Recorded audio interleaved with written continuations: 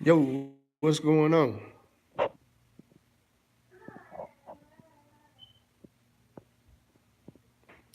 We are re-raised Ace Ace. We in midway point of a rebuy tournament.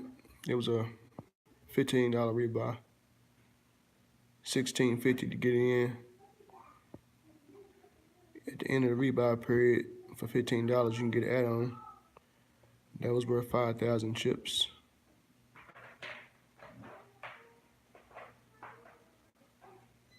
I think we started with 33 people, now down to 17. First place prize, $555. Decent.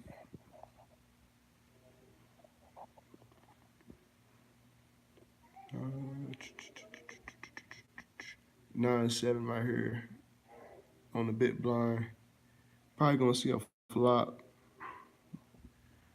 Cutoff shouldn't be raising that short, but probably need to see a flop. Yeah, we don't get too much on the flop. We probably just check, give up, unless he checks himself. He does a bet. We gonna fold next hand.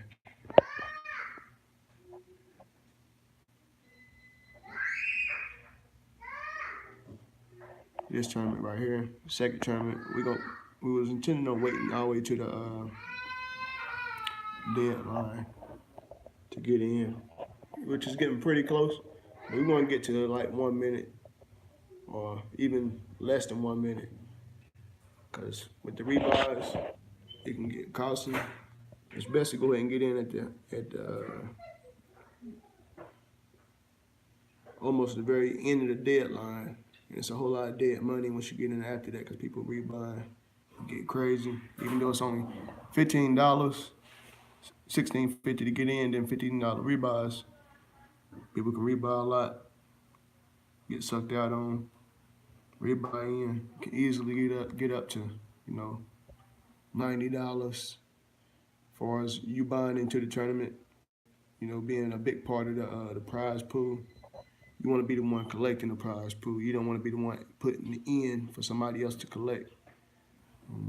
That's why I think it's best to get in the very latest. I think I had an old coach. Look, he would say, it's a lot of dead money if you can get in right at the end of the rebuy period. But some people like to just go ahead and rebuy from the very beginning and try to double up.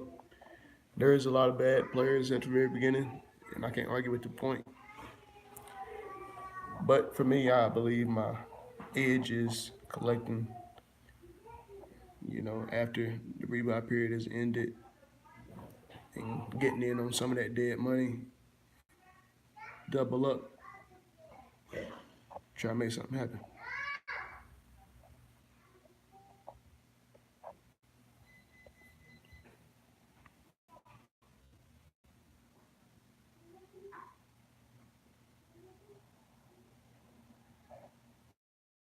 Let's see how many people are left. 15 people left now.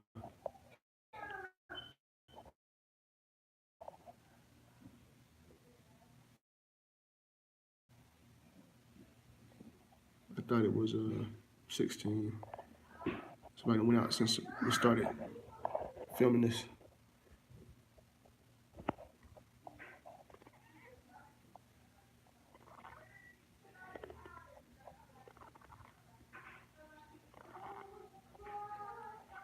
King Deuce easy fold from the hijack.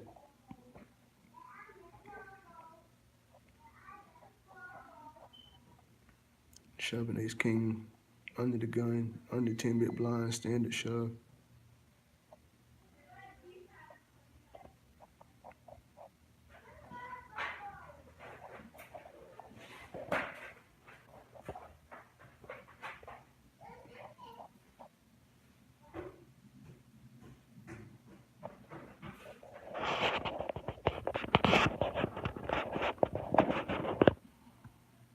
Okay. 10 big blind shove. Reshove by El Patron. 10 jack shove called by queens. Trip queens. Need a 9. Okay. Boat. All right, we lose one. And a nice double up for El Patron. 8 deuce, easy fold. Watching the action.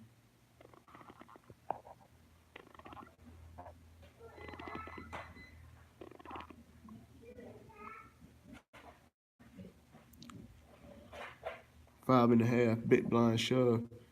Reshove by El Patron again, this time on the button. And a triple reshove all in by the big blind king queen suited. King jack initially shove. Ace 9 on the call.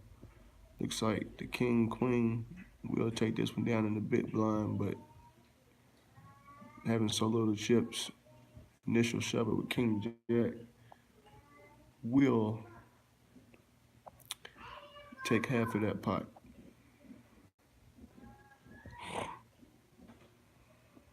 So we see table is very active. I mean, short stack, you got to make moves too, but also being called, correctly, rightfully so by El Patron. I think we can put El Patron. Sometimes people don't pay attention to the action, but making a video makes you even the more so. So we gonna hit very good because El Patron, he did do something respected. A reshove all in. Oh, no, I ain't got it. And River Tracer shoved all in right here on the cutoff. I think I have to call with ace 8 suited on the big blind. I don't really like it because I think a lot of his aces are beating mine, but he's shoving so many Broadway cards and low pairs that I'm racing against. And with my suited ace, I feel like I can't fold. So, we snap calling. And if he was a call, with the odds, I'm getting called anyway. So now we just waiting on the cards to come. And if y'all not like snap calling ace 8 suited, you probably doing something wrong, probably. But he does have ace 10. He has his beat, but we have a draw. We don't hit our draw. And he does with double up.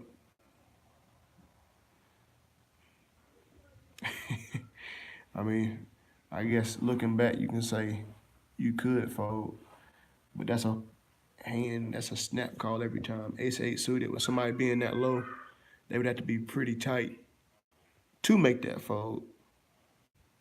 And if you did make the fold, I think in the long term, it's not the right play. But in that particular hand, yes, it would have been benefited. But in the long run, that's a losing play.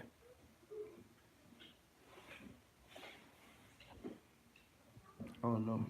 I think that should make sense to anybody watching this video, playing poker, watching videos, learning the game, expected value, over several hands playing. I believe that's going to be the correct play by far.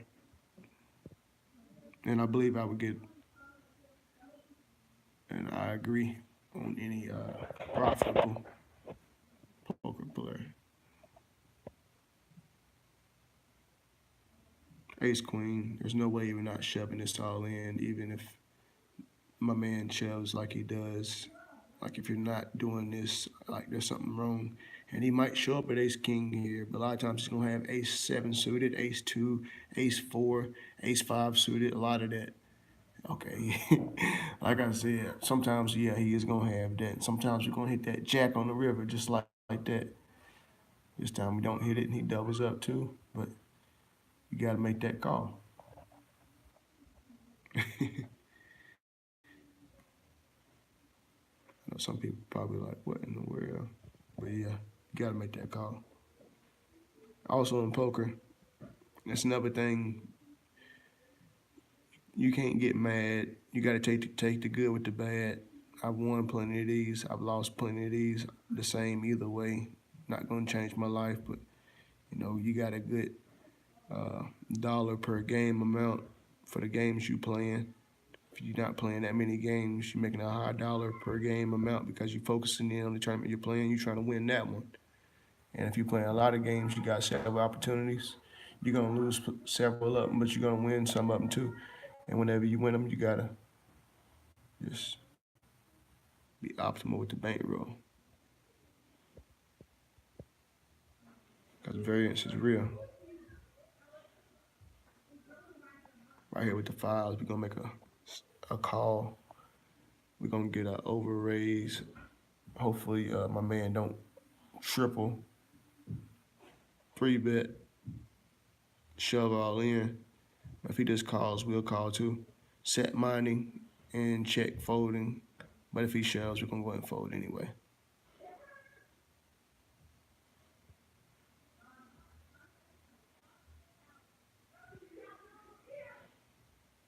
All right, easy fold for us.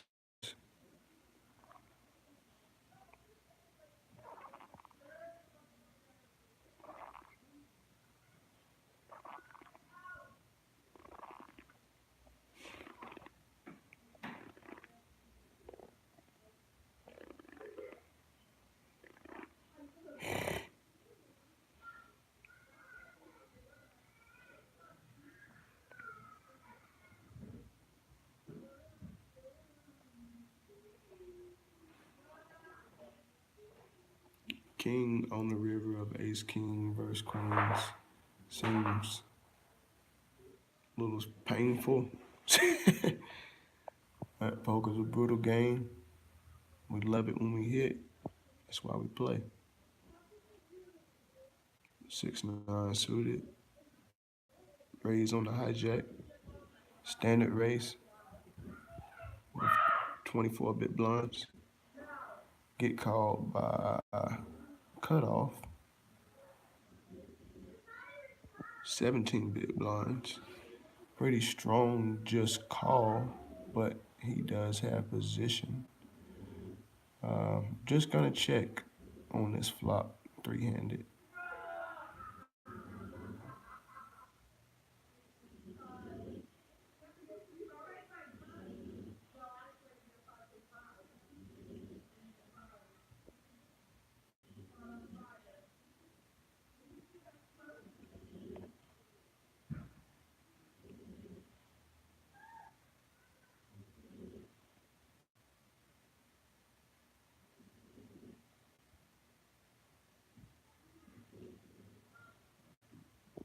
Trying to bluff right here. Oh, we made through one. Oh, our bluff worked. 6-9, stole that pot. Okay, we're gonna definitely fold the 7 deuce after stealing one with 6-9 right there. And sometimes you gotta mix your game up like that. You can't always wait for hands because sometimes the hands just, sorry to say it, but they don't come. I know a lot of people say be patient. That's how you'll win at poker, but it's a little bit different. You gotta be patient, but also after you've been so patient, you gotta capitalize on your table image. I'm telling you, it's something that a lot of people wouldn't tell you. Poker coaches make you pay to tell you, but I'm gonna put it on Facebook, put it on the YouTube, let them see it. You gotta let the table image play itself. Sometimes you get in the hand, you gotta play that tight image and make a move that a lot of people wouldn't think you'd make unless you had the nuts, but had the nuts to be able to pull off like you got the nuts, but you really don't got the nuts, but you got the nuts. Nah, I'm tripping. But y'all know what I'm saying though. Let's go ahead and check where we at in the tournament right now. Uh,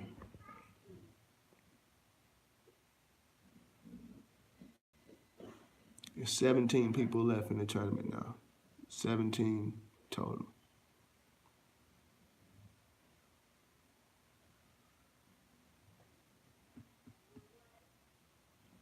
Oh, dang, we missed that one. Ah, I hate that. Dang. Okay. But anyways, we fourth. I think. Okay, look, it's 7-14 now.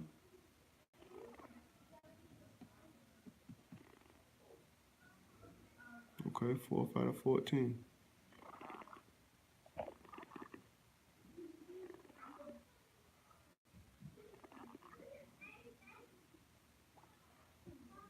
Blind versus blind. Like, it's a tough laydown if he shoves. If he bets, we call most bets. If he limps, we raises. I don't see this hand going down, not confrontational, without confrontation, rather.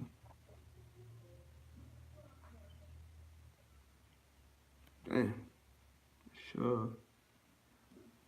You could just say it like it's hard to fold to a shove. Ace three blind versus blind, especially with all that time. But with fourth place in this tournament, that is worth more in a sense than the chips is worth in the double up if I was to win, because right now I have a strong hold on this tournament, having fourth place in chips with 14 people to go. With my skills, with the skills of how I think and perceive the table to have, my edge in this tournament, it's not worth taking that risk. If that, if you can understand that, as far as the audience.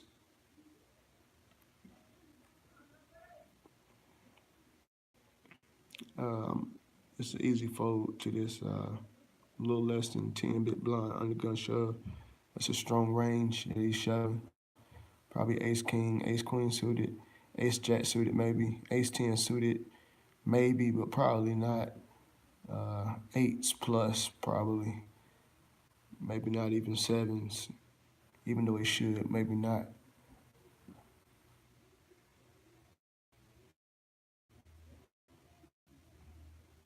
Uh, Almost a shove most of the time. The cutoff, Joseph, Joseph.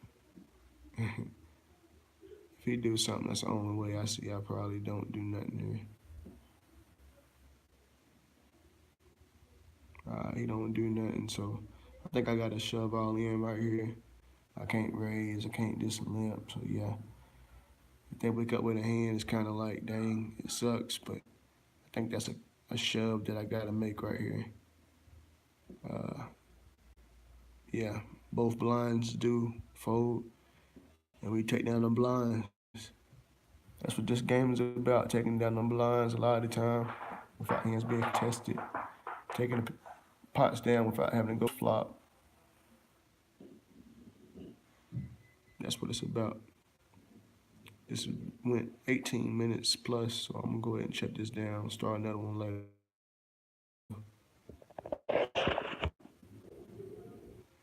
Hey, anybody that do happen to watch this, check it out. Watch it to this point. Hey, subscribe, like, share it. Social media. Hey, trying to start a movement. Check me out. All right, see